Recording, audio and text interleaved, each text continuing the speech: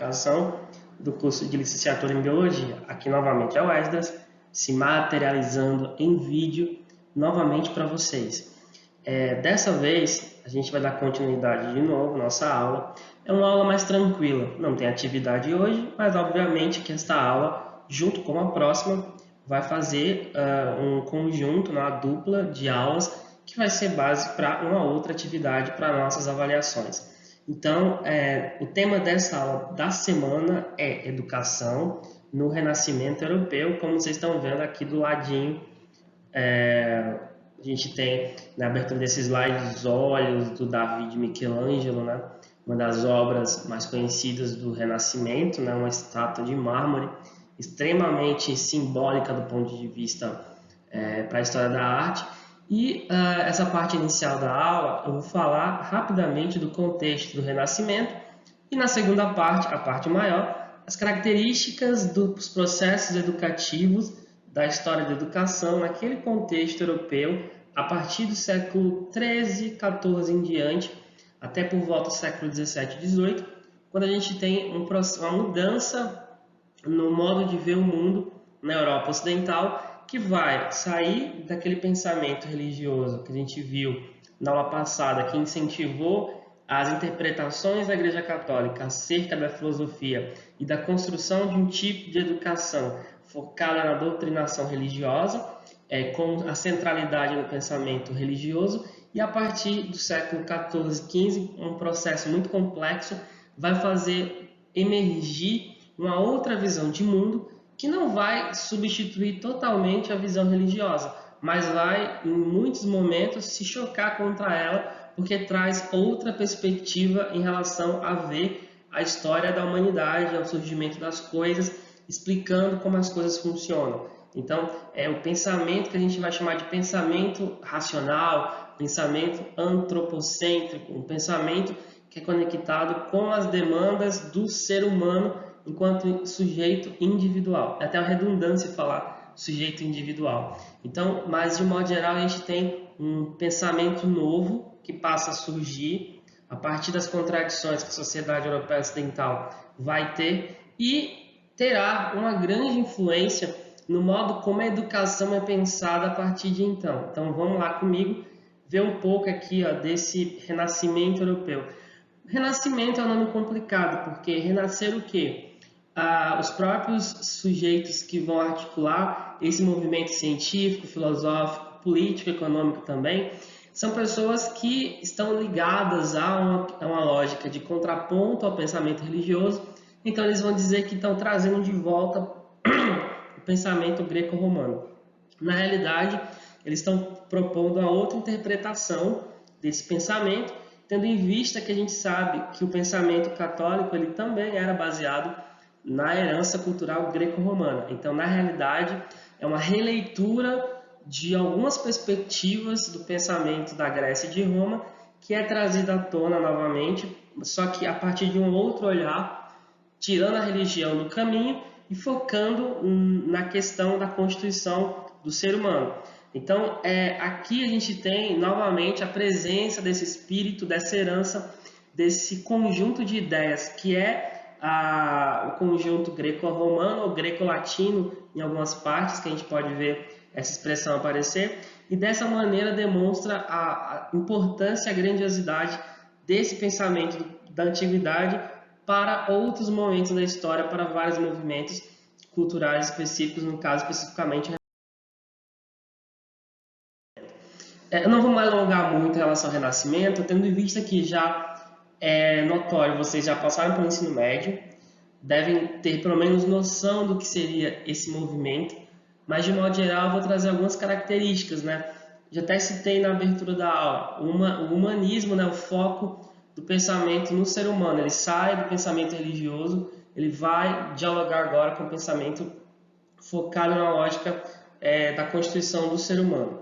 Então ele se contrapõe, ou seja, ele é o oposto do pensamento medieval, porque ele tem foco na racionalidade. O pensamento medieval é um pensamento de cunho religioso místico, é um pensamento que é explicado a partir da lógica da religião. O pensamento do Renascimento é um pensamento racional, focado na lógica do desenvolvimento das capacidades da razão, que vai ser a base para o entendimento do mundo. Então, necessariamente não seria a religião que explicaria as coisas, mas o pensamento racional, científico, que vai trazer as explicações a partir da lógica do Renascimento. Então, nesse foco, a lógica sai do teocentrismo, né, Deus como centro, para o antropocentrismo, né, o ser humano passa a ser valorizado.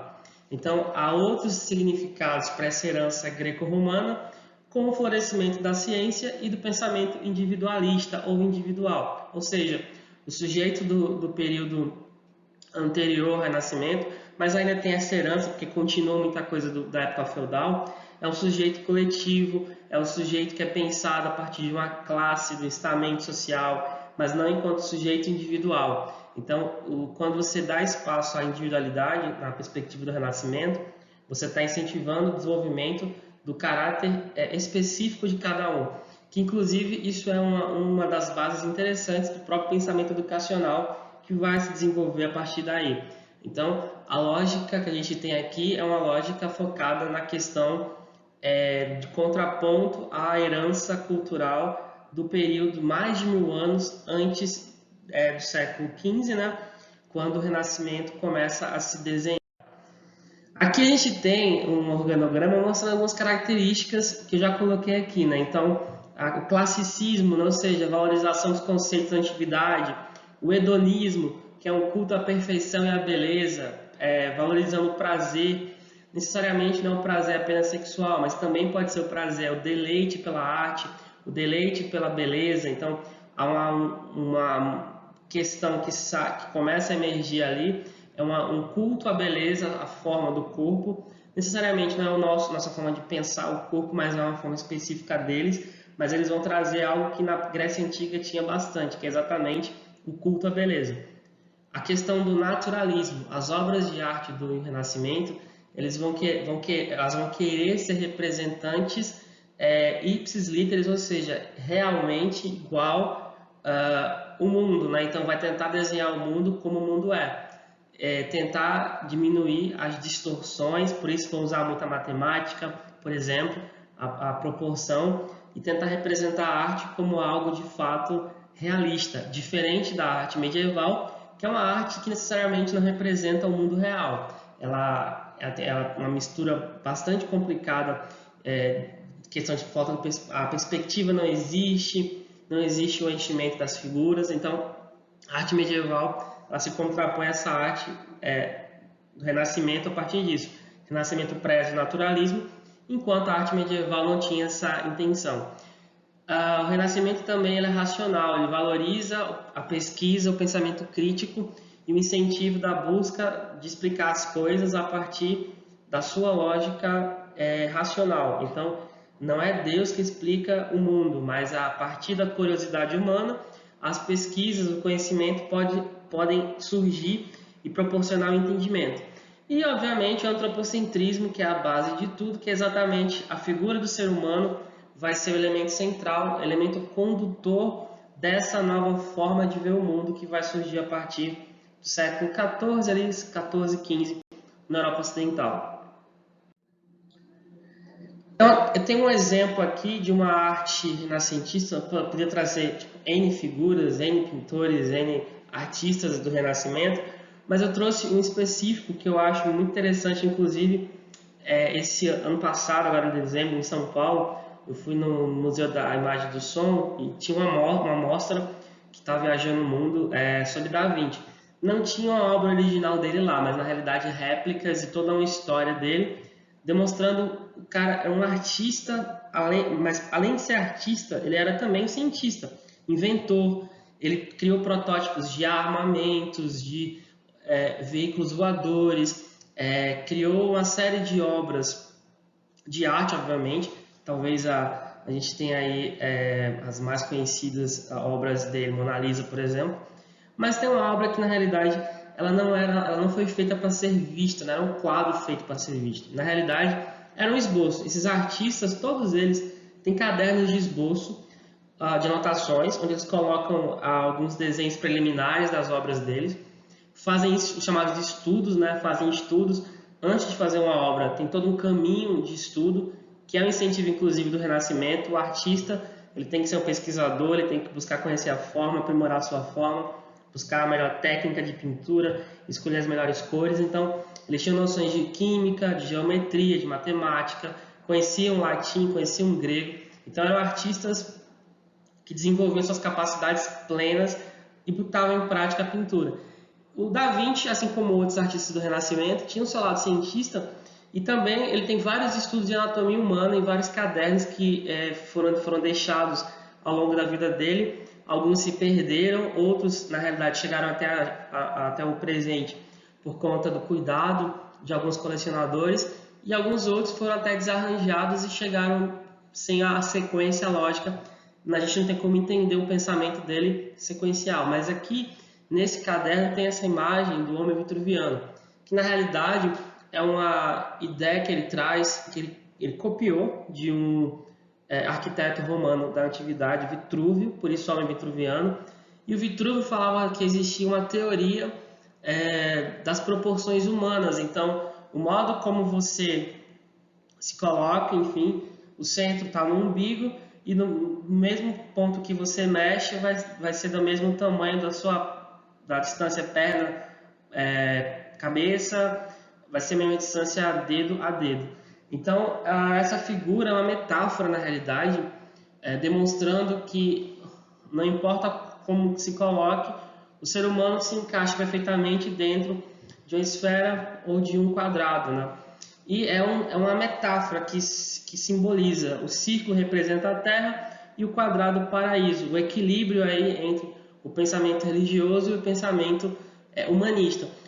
Então, tudo que eu falei no slide anterior, nesse vídeo aqui é um recorte de um documentário explicado de modo mais aprofundado. Quem tiver interesse, lá no slide que está disponibilizado na plataforma, vocês vão encontrar o slide completo com o link, é só clicar e assistir. É um vídeo curto que vocês podem aí entender bastante desse quadro, né, dessa obra, e as explicações filosóficas por trás dela. Aprofundando o que eu falei aqui, para a gente não ficar muito estendido, que não é a intenção aqui falar especificamente sobre o Renascimento, mas usar ele como base, como contexto histórico, para entender o que acontecerá posteriormente, né?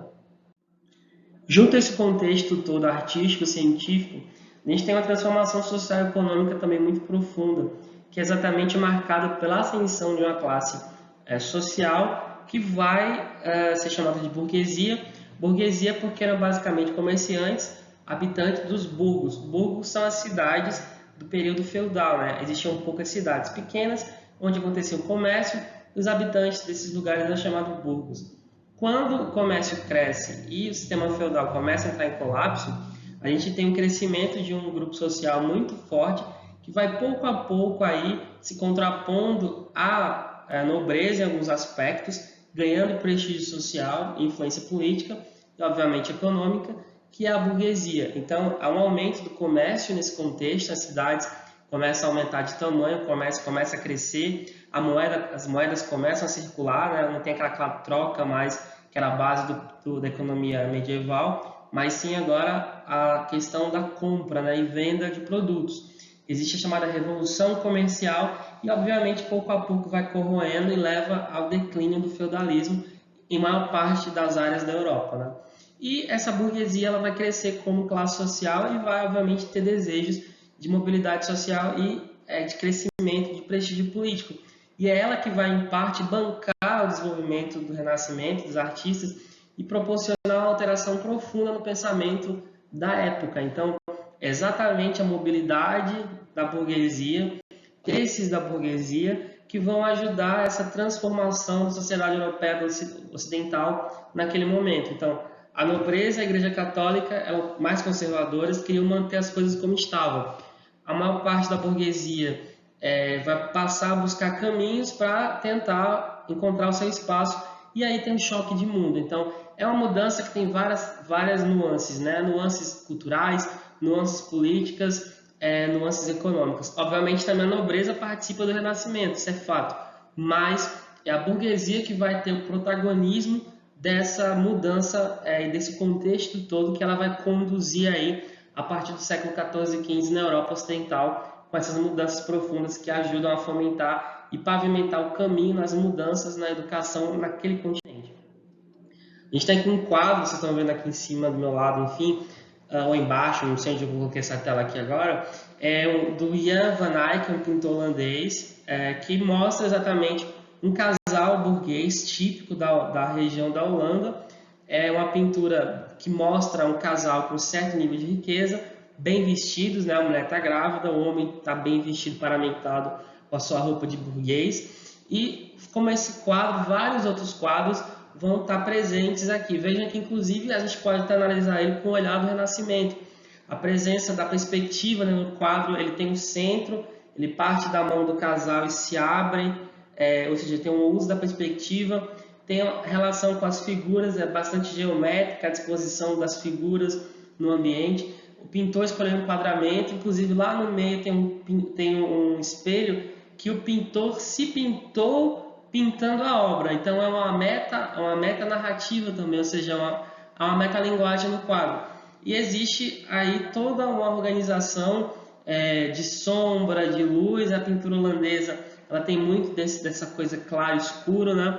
E são figuras um pouco pálidas, mas que demonstram exatamente um poder. Não eram nobres, mas eram burgueses. Então a gente tem aqui um quadro típico, né? As famílias vão pagar para os pintores fazerem essas pinturas deles e eles guardarem na parede de casa para mostrar exatamente aí esse poderio, né? A pintura é uma forma de prestígio, né? Então você ser pintado por um pintor na época era o equivalente hoje a ser fotografado por um grande fotógrafo e sua imagem está correndo nos portais de internet. Então esse quadro hoje está no museu na Holanda e é um símbolo exatamente dessa sociedade nova que passa a surgir na Europa e também simboliza as próprias mudanças no campo da arte na questão do Renascimento. Esse contexto também de disputas históricas, né? Vocês estão vendo a imagem no fundo do slide, Martinho Lutero é um quadro mostrando ele apontando as teses dele. Nesse momento você vai ter uma ruptura na cristandade, porque a Igreja Católica já não respondia mais aos interesses de parte da sociedade. Uma parte da burguesia e até da nobreza não se via mais representada pela igreja. Ela era corrupta, era a igreja que manipulava a política, era a igreja que se perdeu ao longo do caminho, se afastou do que seria a religião para basicamente fazer política. Obviamente que não todo católico pensava assim, mas a parte da igreja, o clero superior, dos papas para baixo, bispos, arcebispos, na realidade praticavam vários atos que iam contra a própria lógica da fé católica cristã. Então, vários pensadores, vários sujeitos começam a questionar. Em muitos momentos a igreja persegue e mata os questionadores, a fogueira. Em outros momentos ela não consegue, exatamente nesse contexto aqui que ela não consegue mais segurar a ruptura. E crescem esses movimentos e muitos pregadores católicos vão passar, ou a igreja se renova, ou ela melhora, ou ela apenas eles saem dela. Então, por isso que essas pessoas que rompem com a igreja são chamados de protestantes. Estão fazendo um protesto contra a igreja. O Martinho Lutero, de início, ele não queria ser da igreja católica. Na realidade, ele queria que a igreja fosse mais correta e fosse bastante, se voltasse às suas raízes. Muito embora os pesquisadores sobre Martinho Lutero apontam que o Lutero é extremamente racista contra pessoas negras e anti-judeu, né? Ele odiava judeu, tem muitos escritos contra os judeus. No entanto, além disso, ele também, obviamente, foi um pregador da igreja. A gente sabe um pouco da história dele, né? Pregou as suas teses na porta da igreja. Isso é o que diz a biografia oficial, mas em outras biografias dizem que não. Mas, de modo geral, ele trouxe ideias que contrapõem a igreja. Como a igreja não aceitou, perseguiu ele sai da igreja e, com a ajuda de alguns nobres da região de que hoje é a Alemanha, ele consegue se esconder, indo de um lugar para outro, e se fixa, e a partir daí aumentam seus seguidores e temos a ruptura dentro da cristandade. Surgem várias igrejas. Então ele não é o único a fazer isso. Você tem o Calvino e o Zwinglio, Calvino na Holanda, o Zwinglio na região da Suíça, e outros pregadores e pensadores que vão exatamente trazer essa ruptura fracionar a cristandade na Europa Ocidental e criar outras igrejas. Por isso que as igrejas protestantes são várias, elas não têm uma única liderança, isso é uma característica delas. Você tem igrejas de médio porte com a liderança, mas você tem muitas igrejas pequenas que funcionam de modo autônomo, diferente da Igreja Católica, que tem um Papa e é a única igreja no mundo todo. Então é uma fé que se adapta à economia, é uma fé que se adapta aos novos tempos. Para os protestantes não é pecado ter lucro, para os protestantes é importante você fazer o comércio, para você mobilizar a economia, é uma forma de agradar a Deus, você trabalhar. Então é uma fé que vai exatamente trazer umas novas interações sociais. Claro que vai ter disputa. Inúmeras guerras religiosas vão ter espaço na Europa nesse momento, né? Com confrontos entre regiões que são protestantes e regiões católicas. Em muitos países vai ter perseguição, tanto a católicos quanto a protestantes.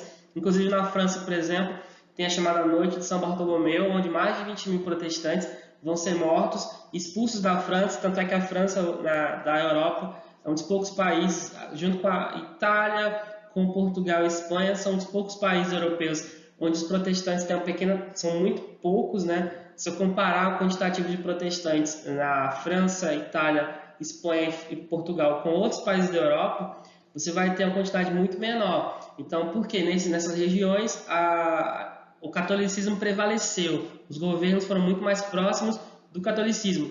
Diferente das regiões da Alemanha, por exemplo, onde tinham vários países naquela área e que a maior parte deles se posicionou a favor das dinâmicas do Calvino e de outros pregadores. E na Inglaterra a gente tem a separação com a criação da igreja anglicana.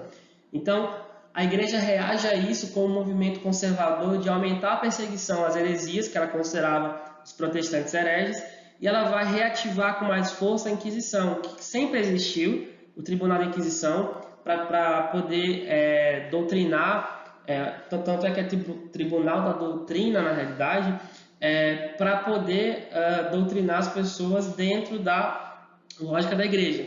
Então, vai aumentar a perseguição a esses hereges, e o tribunal vai ser usado muitas vezes para matar cristãos e pessoas que dentro do catolicismo estavam querendo se desvirtuar. A igreja vai também reagir com a mudança de pensamento, trazendo para dentro dela alguns preceitos do Renascimento, né?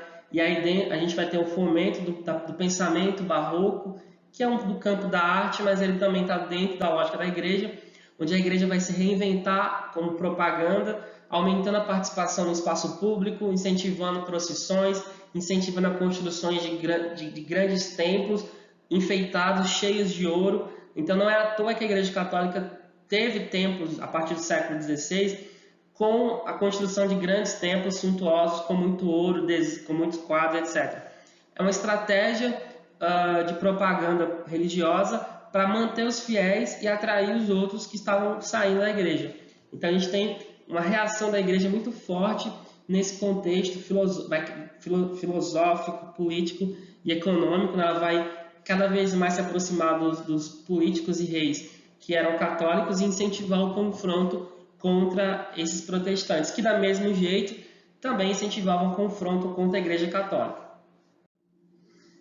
Aqui nesse vídeo do Nerdologia vocês têm um panorama, né, dos 500 anos da Reforma Protestante, falando um pouco desses conflitos religiosos, né, o crescimento do protestantismo, a relação com a Igreja Católica e com a política naquele contexto, né? É um aniversário bastante recente, esse dos 500 anos da Reforma Protestante.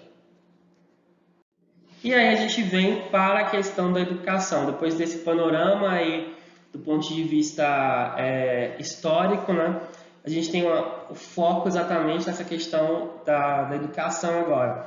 Então, nesse contexto aí de reforma protestante, de surgimento do Renascimento, de mudanças econômicas e políticas, vários pensadores começam a surgir com novas ideias em relação à filosofia, que é a base de todo pensamento, e obviamente em relação à educação. Então, nesse contexto, a gente viu lá atrás, sociedades tribais não têm uma instituição educacional, toda a sociedade participa do processo educacional. Nas sociedades do Antigo Oriente, do Oriente Antigo, a gente tem o surgimento de alguns lugares de educação. Assim como na Grécia e em Roma, você tem alguns espaços onde a educação acontece, mas não é algo sistematizado com uma pedagogia constituída e uma lógica organizacional clara.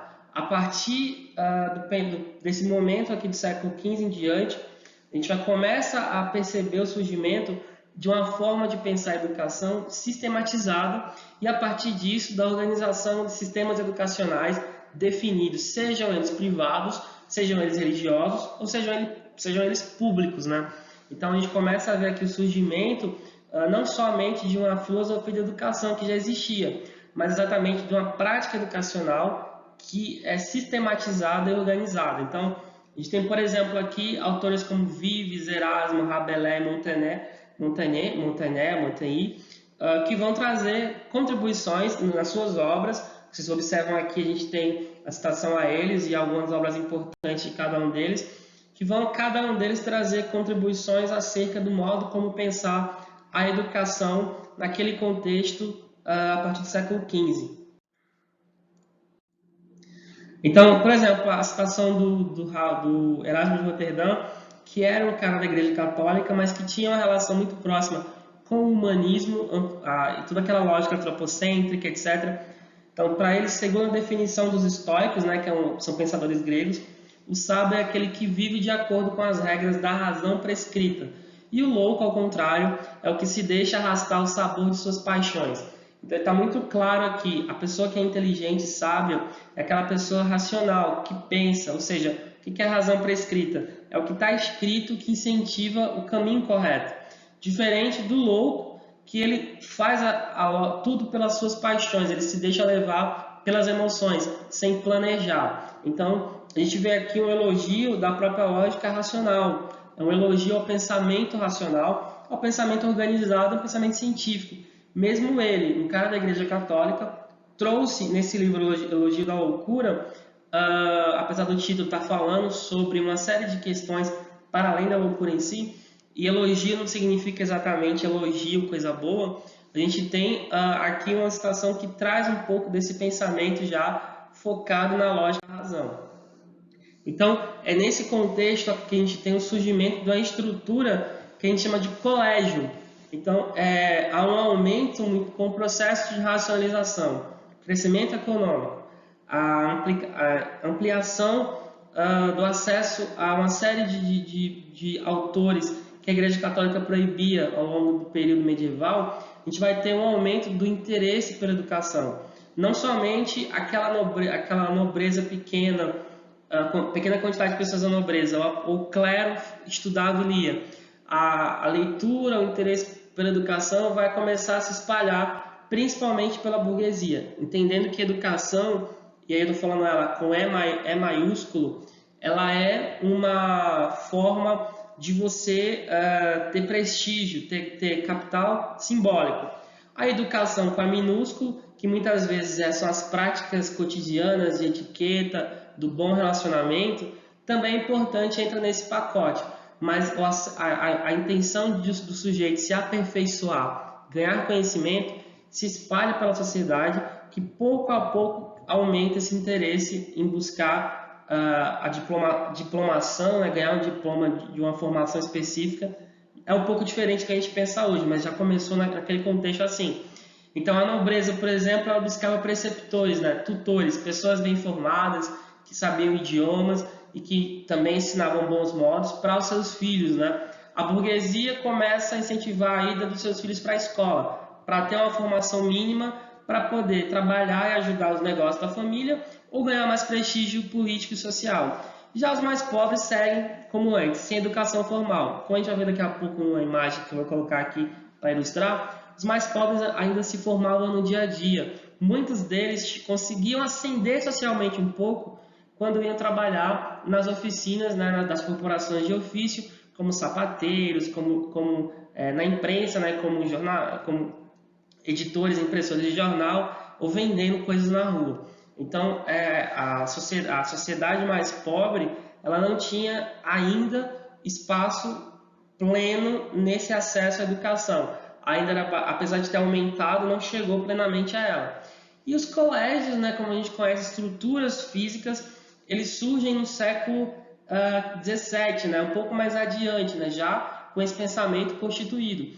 Antes, né, o centro do ensinamento na igreja, por exemplo, era dentro dos monastérios, no escritório, que é uma grande sala onde todos ficavam. A partir daqui você vai ter uma divisão de espaços, a constituição de salas específicas, como biblioteca, laboratório, de modo geral bem rudimentar quando começa a surgir, e vai se desenhar a escola como a gente começa a conhecer como ela é hoje, né? Como espaço específico de saber. Então, por que isso? Porque existe uma nova visão sobre criança e sobre adolescente. Também, no período feudal, não se distinguia criança e adolescente.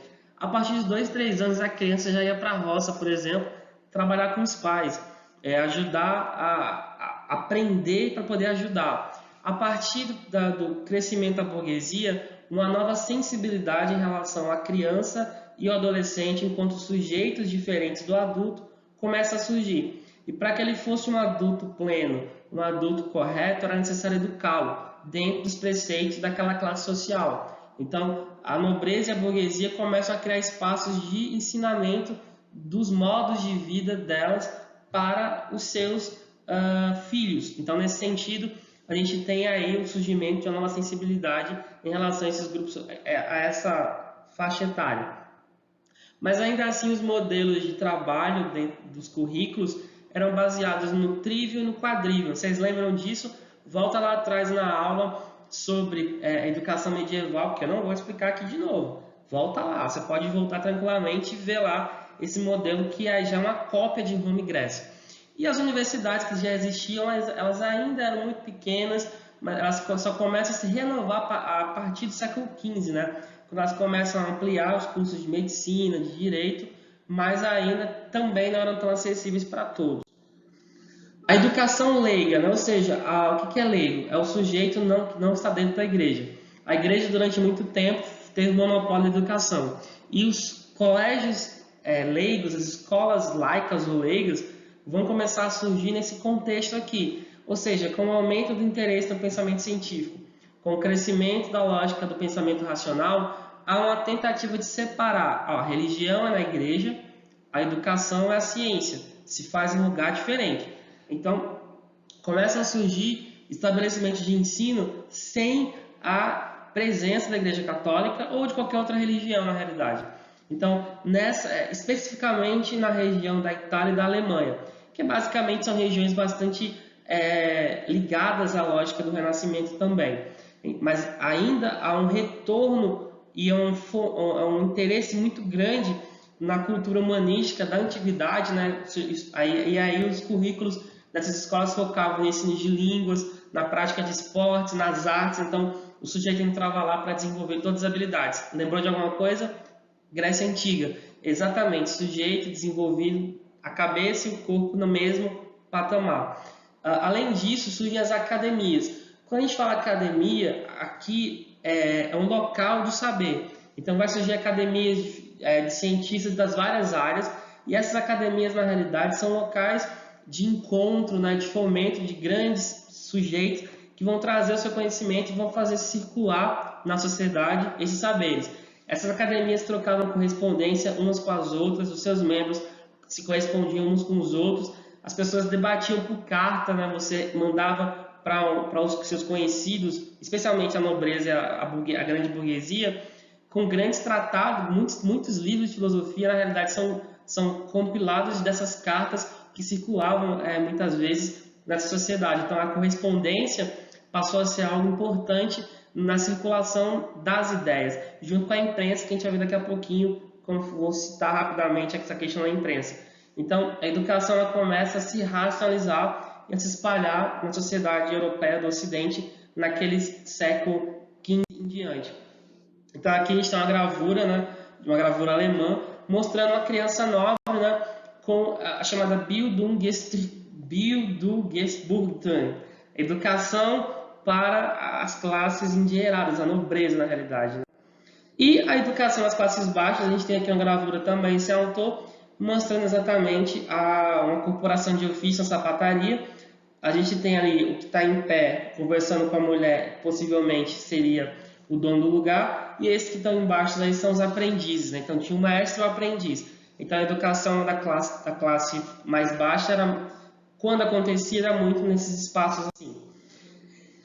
A educação religiosa ela também continua, mas com a perspectiva reformada. Então, as igrejas protestantes começam a surgir, elas começam a criar escolas, porque tem uma coisa interessante, o protestantismo ele se espalha a partir da alfabetização. Então, é exatamente nos países protestantes que começa a crescer o quantitativo de pessoas alfabetizadas. Nos lugares católicos, a alfabetização ficava lá em cima, no clero, um pouquinho na nobreza. Nas regiões protestantes, essa alfabetização ela tendia a atingir mais gente. Então, por exemplo, a Igreja Católica proibia a tradução da Bíblia para outro idioma. Os protestantes fizeram os sujeitos a fazer as primeiras traduções para o italiano, para o alemão, para o inglês, porque era interesse deles que cada um pudesse acessar a Bíblia, entender, lê-la pelo menos e interpretá-la.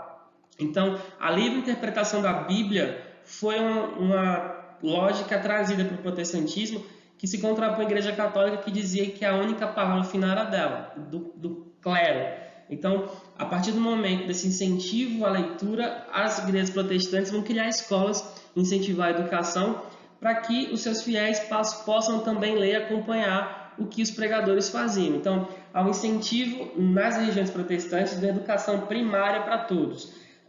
No entanto, há hierarquias. A educação primária elementar, o básico, para aprender a ler, escrever e fazer conta para os trabalhadores, enquanto que os nobres, os burgueses do lugar tinham acesso a essa educação média ou superior, que são níveis acima dessa educação primária. O Lutero, por exemplo, ele defendia a educação universal sem castigo físico, ou seja, sem palmatória, sem puxão de orelha, sem xingamento, uma educação que tinha ludicidade, ou seja, era uma educação que podia se brincar, literatura, história e matemática. A igreja ela não ensinava bastante matemática. E história, no sentido de história do ser humano, não história sagrada. Então, é uma nova forma de encarar a relação do fiel com a igreja e incentivar exatamente a sua alfabetização. Já a educação católica, ela se transforma a partir da reação. Esse símbolo que você está vendo no slide aí é o símbolo dos jesuítas. Os jesuítas são uma irmandade católica, bastante poderosa, inclusive até hoje o próprio Papa atual, Francisco I, ele é jesuíta. Ela é considerada a mais importante das ordens religiosas da igreja e ela foi responsável por uma série de ações da Igreja Católica nesse processo de contra-reforma e ela era o braço da igreja na educação. Muitas universidades no mundo todo hoje são universidades católicas, são comandadas pelos jesuítas. Inclusive no meu estado existe uma universidade chamada Universidade Católica de Pernambuco, que ela é uma universidade jesuíta.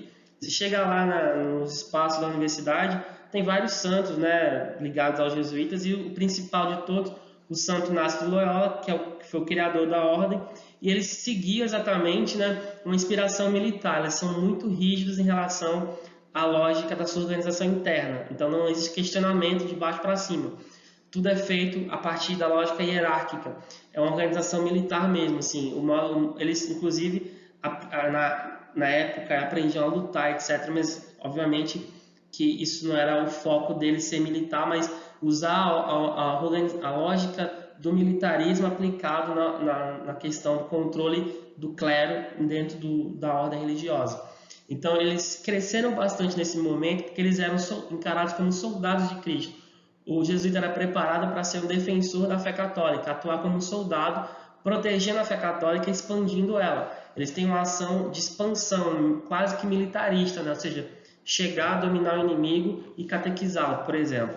Então, a Igreja Católica vai usar os jesuítas para combater as heresias, para fortalecer a fé católica, para combater os protestantes, e eles vão ser os criadores de formas pedagógicas, especialmente quando eles vêm para as Américas, porque os jesuítas vão ser um braço importante da igreja, como a gente vai ver na próxima aula, em relação à questão da catequização. As primeiras irmandades religiosas, ou melhor, a primeira irmandade religiosa chegar na região que hoje é o Brasil, que vai fazer a proposta da catequização indígena é exatamente a Irmandade Jesuíta. Então, eles vão criar os colégios, né? Vão ser espaços fundamentais do ensino e da lógica da organização jesuíta. Tanto é que São Paulo, por exemplo, a cidade de São Paulo hoje, ela foi criada ao redor de um colégio jesuíta.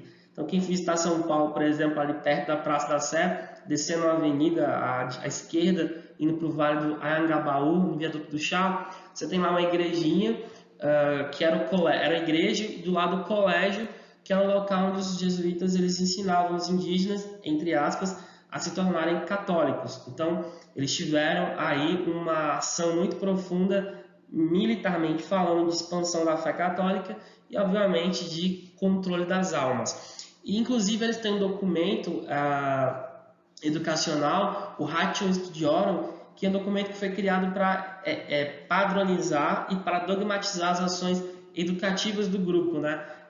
Tanto na lógica da ação quanto na lógica da organização do seu currículo interno, que era utilizado nessas suas práticas de manutenção e expansão da fé católica. Então, a educação desse ensino jesuíta, ele tinha dois níveis, né? O Studia Inferiora, o grau médio, abaixo, né? Que tinha foco na área de letras, filosofia e ciência, tinha duração de 3 anos, e o Studia Superiora, que ensinava teologia e ciências sagradas, e tinha duração de 4 anos. Inclusive, ele é base do ensino superior no mundo luso-português, viu? A lógica da organização. 4 anos é o que tem a maioria dos cursos de graduação no Brasil, por exemplo. Eles incentivavam o estudo das obras sagradas, das obras antigas, né? Sêneca, Cícero, Ovídio, Esopo, por aí vai. A didática deles, inclusive até hoje, a gente tem uma herança muito forte da didática jesuíta no modo como a gente organiza as nossas aulas. A questão da repetição de exercícios, a questão da memorização, das sabatinas, da meritocracia acadêmica e da hierarquia em sala de aula. O professor manda, o aluno obedece. O professor fala, o aluno repete. O professor aponta, o aluno faz.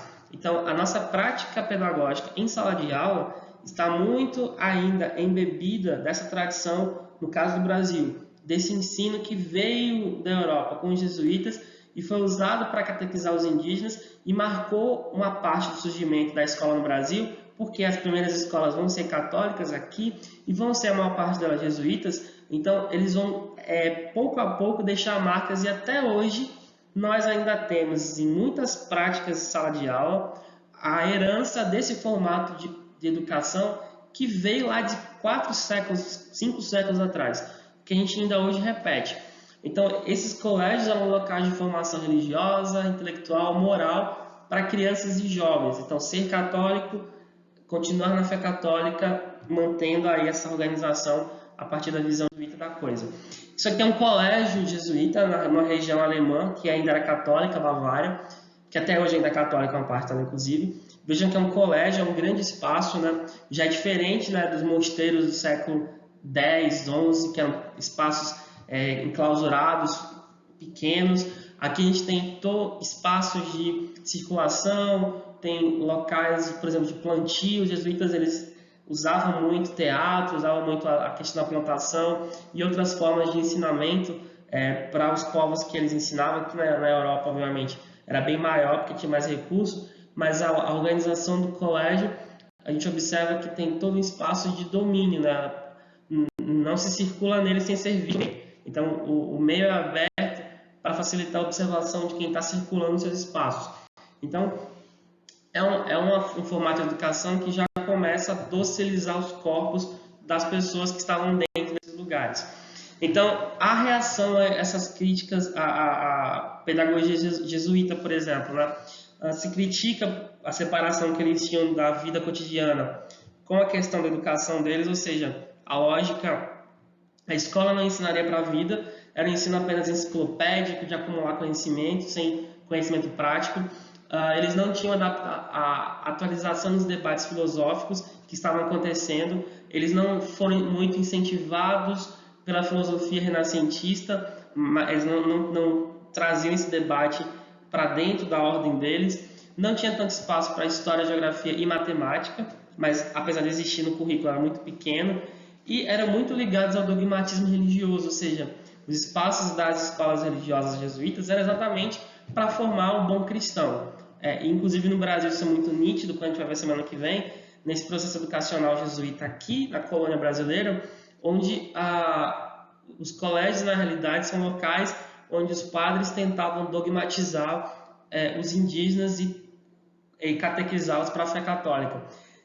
Como eu falei, já vai ver semana que vem, tiveram uma atuação nessa implantação aqui no Brasil, e na Europa, por exemplo, em Portugal, vão ser expulsos, né, depois de ganharem muito prestígio e espaço, vão acabar sendo expulsos. Quando em Portugal o iluminismo já estava ali batendo na porta, iluminismo que a gente viu da outra aula, o Marquês de Pombal, que era o grande iluminista, ele vai expulsar os jesuítas do território português, inclusive do Brasil, porque ele via que eles tinham acumulado muito prestígio de espaço e dinheiro também, na realidade.